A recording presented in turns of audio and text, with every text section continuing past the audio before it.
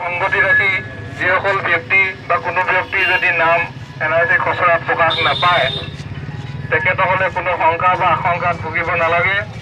আমি আগষ্ট মাহৰ 7 তাৰিখৰ পৰা NRC সেৱা কেন্দ্ৰসমূহত আমি তাৰ কাৰণে ব্যৱস্থা কৰিছোঁ।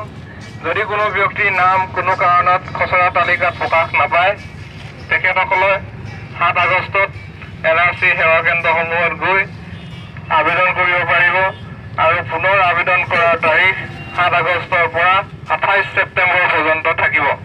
গতিকে কোনো ব্যক্তিৰ নাম ভুলক্ৰমে যদি অন্তৰ্ভুক্ত নহয় বা কোনো ব্যক্তিৰ নাম অন্তৰ্ভুক্ত হ'ব নলগা ব্যক্তি যদি NRC খচৰাত প্ৰকাশ পায় তাৰ কাৰণে আপত্তি দাখিল কৰাৰ কাৰণে আপোনালোকে সুযোগ পাব। গতিকে এই সুযোগত মই আপোনালোকক জনাব বিচাৰিছোঁ যে কোনো ধৰণৰ অশান্তিকৰ পৰিস্থিতি সৃষ্টি নকৰি শান্তিপ্ৰিয়ভাৱে নিজৰ নিজৰ নাম আপোনালোকে NRC সেৱা কেন্দ্ৰসমূহত গৈ চাই ল'ব আৰু যদি কিবা আপত্তি থাকে আপোনালোকে 7 আগষ্ট তাৰিখৰ পাছত আপোনালোকে আবেদন কৰিব পাৰিব।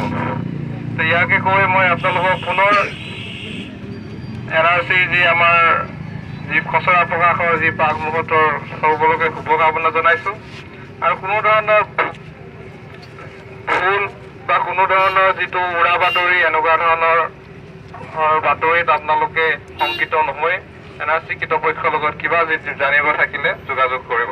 ধন্যবাদ।